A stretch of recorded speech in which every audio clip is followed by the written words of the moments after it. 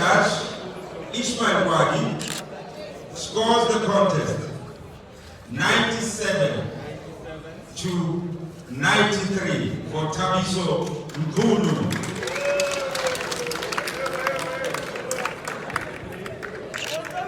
Our third and final judge, George Horini, scores the contest 94-96 in favor of your winner via split decision.